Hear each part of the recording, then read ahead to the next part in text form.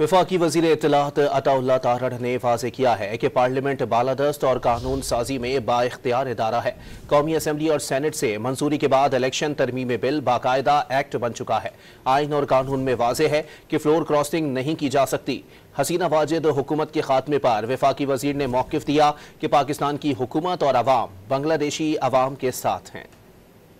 वफाकी वजीर इत्तलात अताउल्लाह तारड़ ने वाज़ेह किया है कि इलेक्शन तरमीमी बिल कौमी असम्बली और सेनेट से अक्सरियत से मंजूर किया गया, अब ये एक्ट बन चुका है। मीडिया से गुफ्तगू में उनका कहना था कि आइन और कानून के तहत फ्लोर क्रॉसिंग की इजाजत नहीं। फ्लोर क्रॉसिंग के हवाले से आइन और कानून बिल्कुल वाज़ेह है कि फ्लोर क्रॉसिंग नहीं हो सकती।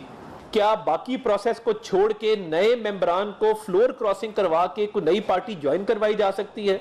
पार्लियामान एक बालादस्त इदारा है।